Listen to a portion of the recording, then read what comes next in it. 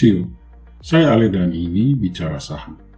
Kali ini kita akan membahas emiten produsen pulp, kertas, dan tisu, yaitu Indah Kiat Pulp and Paper dengan kode emiten INKP.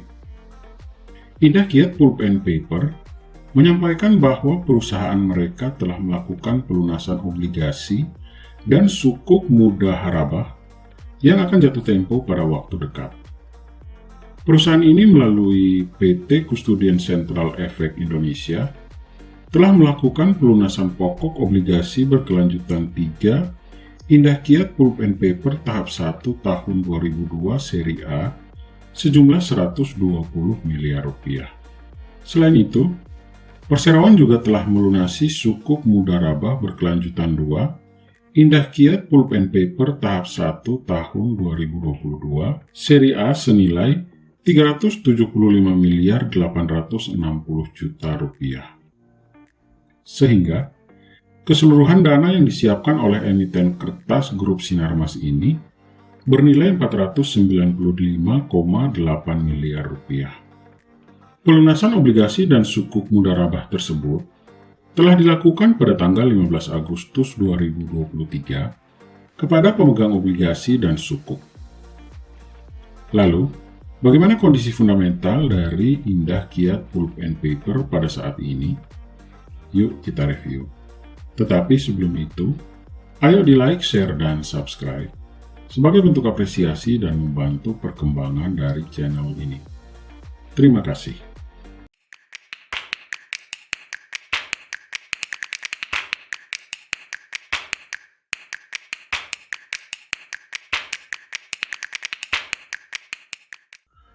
Di sisi lain, Indah Kiat Pulp and Paper sebagai salah satu perusahaan kertas terkemuka di Indonesia, baru-baru ini merilis laporan kinerja keuangan mereka untuk semester pertama tahun 2023. Meskipun mengalami beberapa perubahan dalam penjualan dan laba, perusahaan ini berhasil mencatat pencapaian yang cukup signifikan.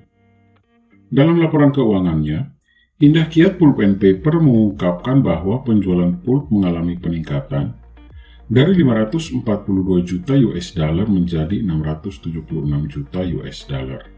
Sementara itu, penjualan kertas budaya juga meningkat dari 619 juta US dollar menjadi 665 juta US dollar.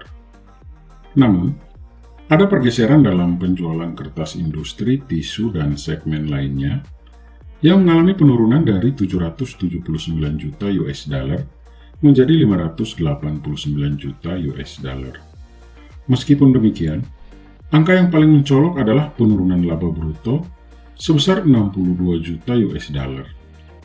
Laba bruto turun dari 747 juta US dollar menjadi 676 juta US dollar.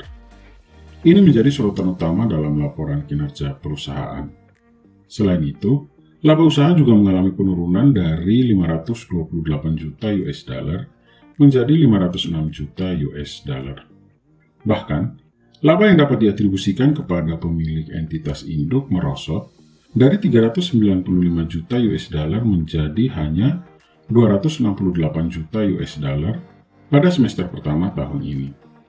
Selain informasi mengenai penjualan dan laba, laporan tersebut juga mengungkapkan perubahan dalam aset, ekuitas, dan liabilitas perusahaan.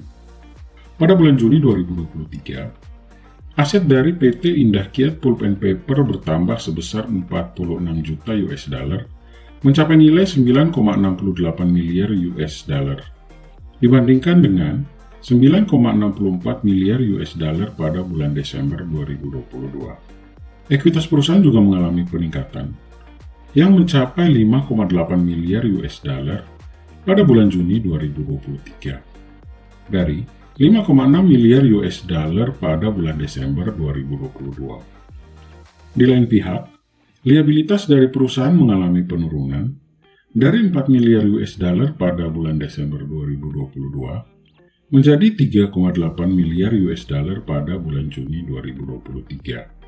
Tantangan yang dihadapi oleh Indah Kiat Pulp and Paper tercermin dalam penurunan total arus kas sebesar 46 juta US dollar sampai dengan akhir Juni 2023. Meskipun begitu, perusahaan masih berhasil menghasilkan arus kas sebesar 240 juta US dollar dari aktivitas operasional mereka selama semester pertama pada tahun ini.